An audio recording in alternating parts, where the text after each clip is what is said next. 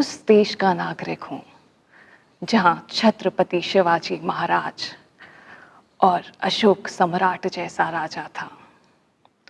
मैं उस देश का नागरिक हूँ जहाँ हर 50 मील पर रूप, पहनावा और मजहब बदल जाता था।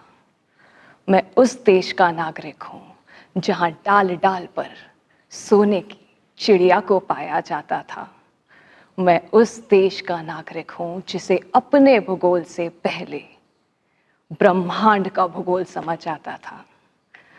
A very phonetic morning and welcome to the celebration of true independence. आज़ादी के जश्न का पहला दिन.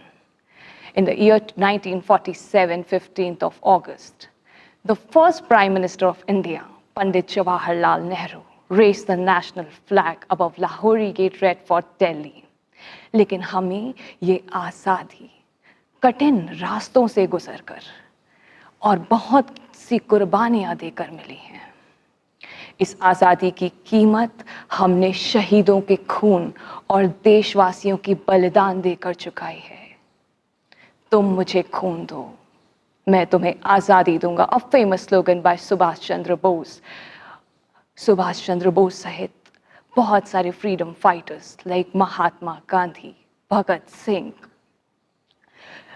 मंगल पांडे एटसेट्रा अपने हौसलों से मुश्किलों का सामना कर, बलिदान देकर इस देश को गुलामी से आज़ाद किया।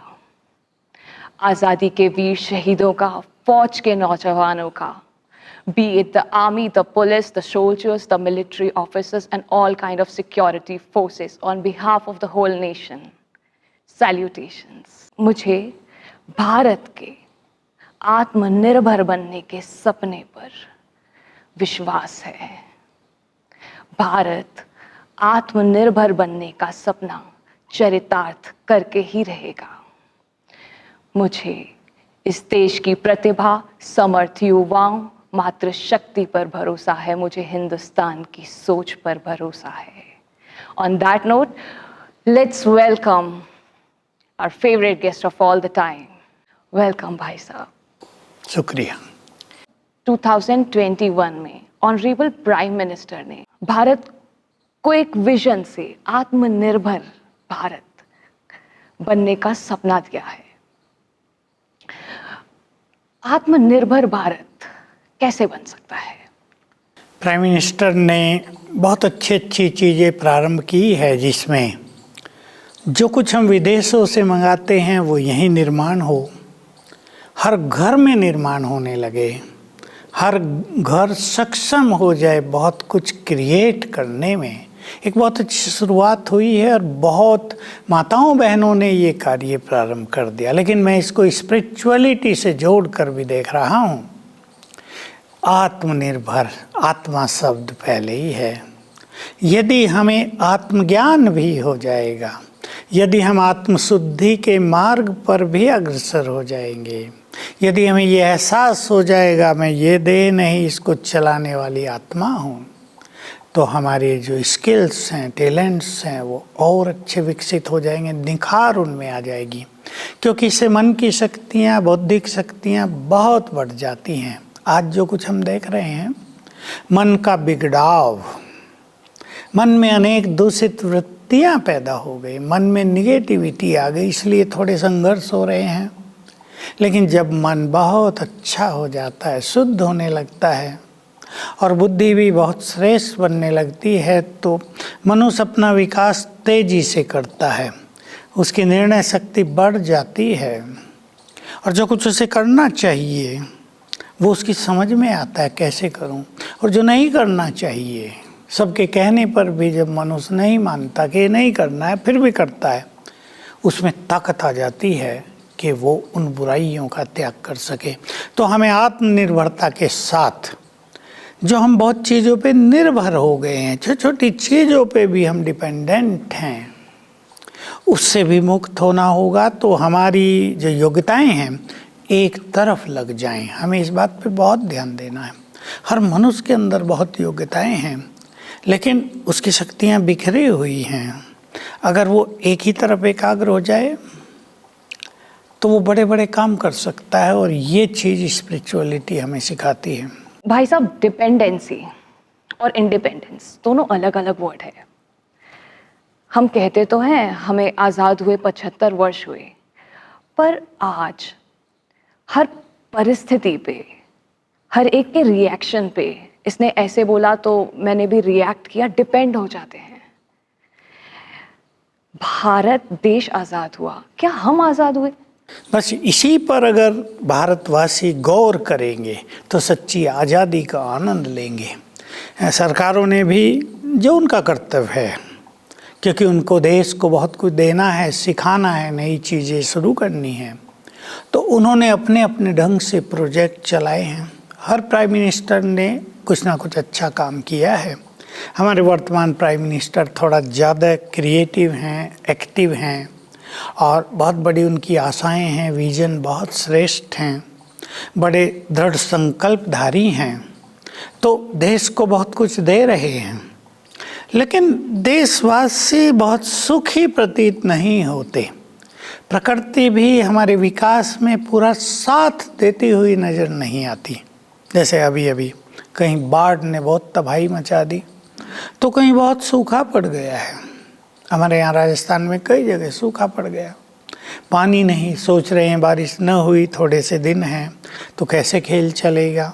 तो प्रकृति भी साथ नहीं दे रही है। तो हमें एक मूल चीज़ पे ध्यान देना होगा। हम फिजिकली, बाह्य रूप से तो स्वतंत्र हो गए, पर ये जो मनोविकार हैं, काम, क्रोध, लोभ, मोह, अहंकार, इसके अलावा ईर्ष्या, द्वेष, नफरत, तेरा मेरा, इनकी अधीनता मनुष्य के पास बढ़ गई है। ये सब अपने अंदर झांक के देखें तो मनुष्य आंतरिक रूप से स्वतंत्र नहीं हुआ है, वो बंधा हुआ है। उसके पास अनेक बंधन हैं। गरीबों के पास ये बंधन है कि धन की कमी है। बच्चे होशियार होते भी वो अपने को, उन बच्चों को हाईली एजुकेट नहीं कर सकते हैं। बच्चा योग्य है, वो आईएएस कर सकता है, लेकिन कोचिंग के लिए पैसा नहीं है। नौकरियों में कुछ ना कुछ लेना देना पड़ता है, वो उनके पास है नहीं। तो कहीं ना कहीं मनुष्य अधीनता में बंधा हुआ दिखाई देता है। पति को पत्नी की अधीनता, तो पत्नी को कहीं पति की अधीनता, माँ बाप को कहीं बच्चों की अधीनता, तो बच्चों को कहीं माँ बाप की अधीनता, कहीं एक्सपेक्टेशंस की अधीनता, तो कहीं दूसरों के विचारों की अधीनता। तो ये जो सूक्ष्म चीज़ हैं, इन पे जब हम गौर करेंगे तो हमें एक सच्ची स्वतंत्रता प्राप्त होगी। हमारा मन स्वतंत्र हो सुंदर विचारों के लिए। उस स्वतंत्रता का ये अर्थ नहीं कि हम किधर भी बह जाएं, जैसे आजकल कुछ युवक कर लेते हैं, वो नहीं। सुंदर विचारों के लिए हमारे मन में छलांगे लगती हों, जैसे एक साहित्यकार के मन में सुंदर विचार उठते हैं, एक कवि के मन में सुंदर कवित्व जागृत हो जाता है। हम भी यदि इस पराधीनता से मुक्त होंगे तो हमारे अंदर जो सो गई हैं शक्तियाँ, जो योग्यताएं सो गई हैं, वो जागृत हो जाएंगी, और हम देश के लिए बहुत बड़े बड़े काम कर सकेंगे, करने में सक्षम होंगे। तो हमें विशेष रूप से ये जो आंतरिक अधीनता है, मनोविकारों की अधीनता है, निगेटिविटी की अधीनता है, इस पे भी गौर करना है और स्वयं को इससे मुक्त करना है। भाई साहब, ये तो हैप्पी टाइम है, खुशी का समय है कि देश आज़ाद हुआ और हम diamond jubilee marking the 75th year of independence celebrate कर रहे हैं। पर इंडिपेंडेंस एट कंट्री लेवल और इंडिपेंडेंस इंडिविजुअल लेवल में, दोनों में अंतर है। हाँ, बहुत अंतर है। देश बाह्य रूप से तो हमारा स्वतंत्र हो ही गया, और स्वतंत्रता के बाद बहुत सारा विकास भी सरकारों ने कर दिया। हम उसको ना नहीं कह सकते, चाहे वो मिलिट्री के फील्ड में हो, हम किसी से कम नहीं हैं, हमारे पास सब साधन हैं। चाहे योग्यताओं के फील्ड में, एजुकेशन के फील्ड में, आईटी के फील्ड में, और अभी तो स्पोर्ट के फील्ड में भी हम आगे बढ़ रहे हैं, बढ़ जाएंगे बहुत तेज़ी से। इस बार के ओलंपिक ने सभी का साहस बढ़ा दिया है, और हम केवल एक क्रिकेट पे ध्यान देते थे, हमारे सब बच्चे क्रिकेट खेलना है।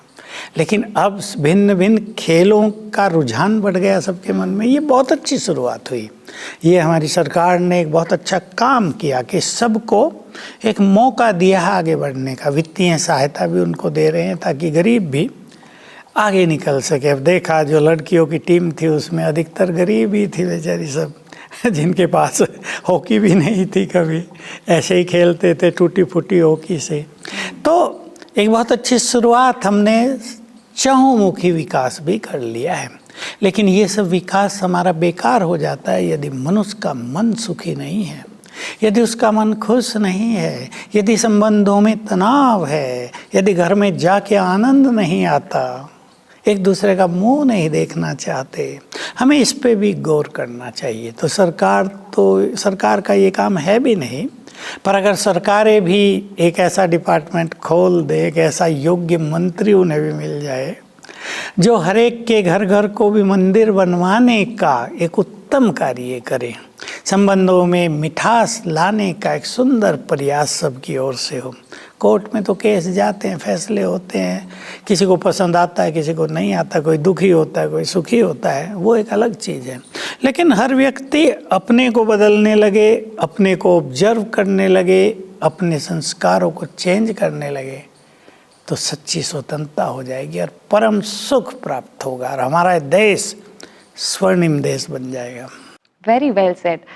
और भाई साहब, सरकार ये एफर्ट तो कर ही रही है, they are doing a lot of effort. तब तो ये आत्मनिर्भर भारत का स्लोगन आता है, समझते हैं कि फंडामेंटल एलिमेंट आत्मा है।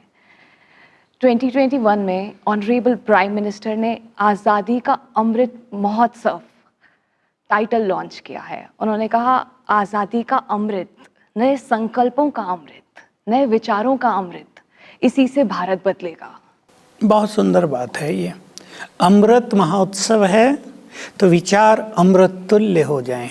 अमृत के लिए प्रसिद्ध है, अमृत पीने से मनुष्य अमर हो जाता है। हमारे ऐसे सुंदर विचार हो जाएं कि हमारी खुशी अमर हो जाए, हमारा सुख अमर हो जाए, हमारी शांति अमर हो जाए, हमारी संपदा अमर हो जाए, अथाह संपदा के हम स्वामी बन जाएं। तो विचारों को यदि हम गोल्डन बना लें, अमृत तुल्य बना दें, तो सचमुच हर एक का जीवन बदल जाएगा। और एक सूक्ष्म बात जो हमें करनी है कि हमारे विचारों से वाइब्रेशंस फैलते हैं, उससे वातावरण बनता है। अगर बहुत लोग नेगेटिव सोच रहे हैं तो चाहते हुए भी मनुष्य सुखी नहीं हो पाएगा। बहुत लोग नेगेटिव हैं परिवार में तो अनेक बीमारियां बिना मतलब उभरती रहेंगी, बिना मतलब के विघ्न आते रहेंगे जिंदगी में, बिना कारण के झगड़े होते रहेंगे। तो अगर हमारे पास सुंदर विचारों का एक सुंदर कलेक्शन हो जाए, भंडार हम बन जाएं, तो वो हमें अमृत तुल्य अमर बना देगा और हमारी खुशी, हमारी शांति, हमारा परिवारों में प्रेम जो टूट गया है, मृत हो गया है, उसको फिर से जागृत कर देगा, अमर बना देगा। तो ये सत्य है कि यदि देश में घर घर श्रेष्ठ हो जाए, हर घर में सात्विकता आ जाए, तो देश तो स्वर्ग बन ही जाएगा ना। बाहरी रूप से हम देश को स्वर्ग बना दें, लेकिन आंतरिक रूप से गड़बड़ बहुत हो। कुछ देश हैं संसार में ऐसे, बाहरी रूप से बहुत संपन्न हैं, लेकिन अंदर मनुष्य अशांत हैं, सुसाइड ज़्यादा करते हैं लोग, संबंधों में समरसता नहीं है, स्वीटनेस बिल्कुल नहीं है। डिवोर्स के केस भारत में तो अभी बड़े, वहाँ तो 100 साल से चलते आ रहे हैं। तो इससे काम नहीं चलेगा, हमें physically as well as spiritually develop करना होगा। स्वीटनेस संबंधों में, और यही लैकिंग पॉइंट है। पर इस आज़ादी के समय में ये स्वीटनेस हम सबको टेस्ट करनी है। तो हाउ टू बिगिन? सबसे पहले हर एक व्यक्ति, सचमुच आज़ादी का दिन है और हम आज़ादी मना रहे हैं और सदा ही हम आज़ाद हैं। अब तो एक दिन क्या मनाएंगे, अब तो हम सदा आज़ाद हैं। लेकिन संबंधों में प्रेम और मिठास, इसके लिए मैं 2 छोटे से सूत्र दे रहा हूँ सबको, और सभी इसको अपना लें अपने घरों में। एक दूसरे को अप्रिशिएट करें, बहुत प्यार हो जाएगा परिवार में। छोटा भी काम किया ना, बच्चे ने भी कुछ किया, अप्रिशिएट करो उसको, वाह वाह करो उसको, प्रोत्साहन दो, एनकरेज करो। एक ये, दूसरा, हर व्यक्ति अपने ईगो को जरा डाउन करे। हर व्यक्ति को समझना होगा कि उसका ईगो कहाँ परेशानियों का कारण है। प्राय लोग इसको जानते नहीं हैं, वो ईगोइस्टिक बहुत हैं। उन्हें पता नहीं कि उनका ईगो दूसरों के लिए परेशानी पैदा कर रहा है, कईयों को डिप्रेशन में ले जा रहा है, कईयों की खुशी छीन रहा है, कईयों की शांति को नष्ट कर रहा है। हर व्यक्ति अपने ईगो पे ध्यान दे, और ईगो का एक प्रैक्टिकल स्वरूप दिखाई देता है। मैं राइट हूँ, मैं ही राइट हूँ। Most common sentence. हाँ, बाकी सब गलत हैं। I am right.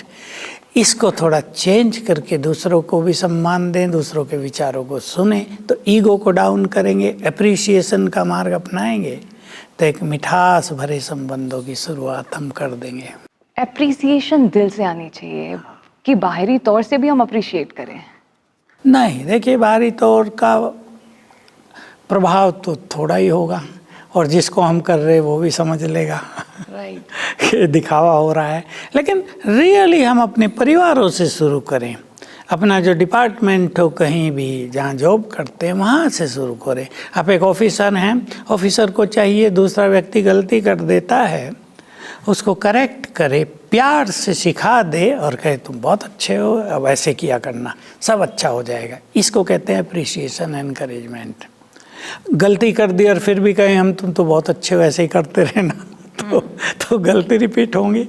गलती को करेक्ट करा दे बहुत प्यार से, ऐसे नहीं ऐसे करना, तो बहुत अच्छा प्यार का माहौल किसी भी टीम में बन सकता है। बट भाई साहब, you speak about appreciation, love, care. अगर वो नेचुरली नहीं आए, so it is high time to implement spirituality in life, क्योंकि स्पिरिचुअलिटी से ही तो ये सब फीलिंग्स डेवलप होती हैं। इसी फील्ड में इसलिए स्पिरिचुअलिटी की बहुत ज़रूरत है। हमारे पास आने वाले अनेक परिवारों के जीवन बदल गए हैं, उनके घरों के वातावरण बदल गए हैं। जो एक दूसरे को टेढ़ी नज़र से देखते थे, अब जरा प्यार भरी नज़र से देखने लगे। स्पिरिचुअलिटी आ गई।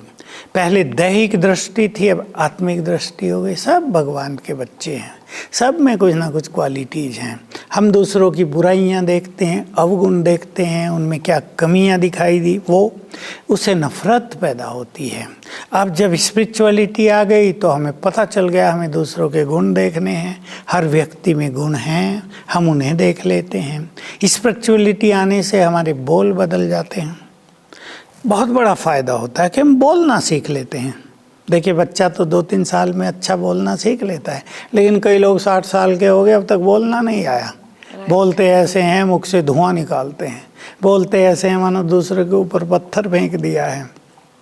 स्पिरिचुअलिटी हमें बोलना सिखाती है। क्या बोलें, कब बोलें, क्या नहीं बोलें, कब नहीं बोलें, किस तरह बोलें, तो इससे वातावरण बहुत श्रेष्ठ हो जाता है। तो इस तरह विचार भी बदलते हैं, बोल भी बदलते हैं, कर्मों से स्वार्थ भी हटता है। जब हमारे अंदर स्पिरिचुअलिटी होती है तो संबंधों में निखार आने लगती है। एंड आई थिंक बोलने से ही बड़ी बड़ी समस्याएं शुरू होती है, गलत बोल से ही।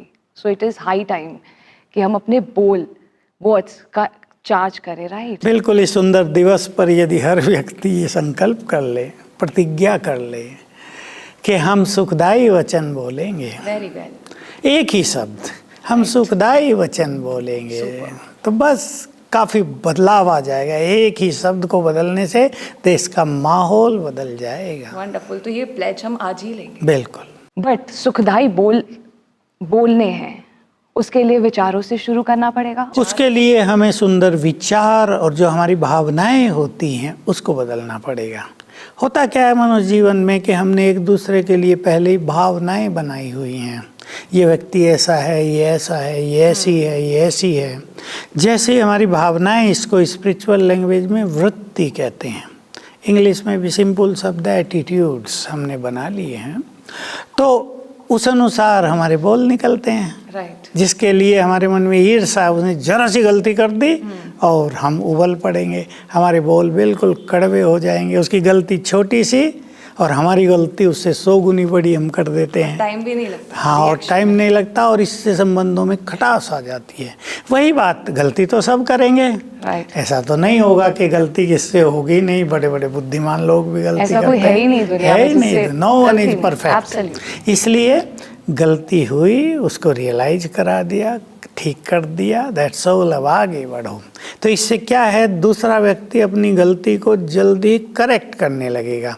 और हम पॉइंट आउट करते रहें, तुम हो ही ऐसे, कभी सुधरोगे ही नहीं, रोज गलती करते हो, तुम्हें समझा समझा के तो हम भी थक गए, तो उसकी गलतियां बढ़ती जाएंगी और हम भी खराब हो जाते हैं। बिल्कुल, व्यवहार बिगड़ता है। और जब हम ऐसे दूसरों को बोलते हैं, हम देख सकते हैं हमारा मन कितनी देर अशांत रहता है, फॉर अ लॉन्ग टाइम। चाहते हुए भी हम खुश नहीं रह पाते, वो उसकी अधीनता हो जाती है हमारे ऊपर। ये भी एक बड़ी अधीनता है। तो हमें इन छोटी छोटी चीज़ों में भी परिवर्तन लाना है। How logical. भाई साहब, आपने बोला कि उसके गलत करने पर, उसके गलत बोलने पर हम डिपेंडेंट हो जाते हैं और फिर रिएक्शन देते हैं। तो ये डिपेंडेंसी बहुत सारे फैक्टर्स पे होती है। उसने गलत बोल दिया तो मैंने भी बोल दिया, उसने गलत किया तो मुझे भी करना चाहिए। हम इंडिपेंडेंस डे पर पर्सनल लेवल पे इंडिपेंडेंस तो सेलिब्रेट ही नहीं कर रहे हैं। यही बात है बस। तो हमें बाह्य रूप से तो हम सेलिब्रेट कर ही रहे हैं, लेकिन अब आंतरिक रूप से भी हम रोज सेलिब्रेट करें। रोज हमारे जीवन में उत्सव हो, रोज हम स्वतंत्रता दिवस मनाएं। आज मैं स्वतंत्र हूँ, बुरे विचारों से, बुरी आदतों से, बुरे व्यवहार से, बुरे कर्मों से। तो देखो कितना सुंदर होता है। और दूसरों पे डिपेंडेंट होने से स्वतंत्र हो जाएंगे। बिल्कुल, ये संकल्प कर लें। Very nice. ऐसे तो मैं हर दिन इंडिपेंडेंस सेलिब्रेट कर सकती हूँ। हाँ। At last I would want to say कि नेताओं ने, ये देश आज़ाद तो हुआ बड़ी मुश्किलों से, शहीदों के बलिदान से, पर इस देश का नेताओं ने एक विजन देखा था, एक सपना देखा था, वो पूरा नहीं हो पाया। क्यों?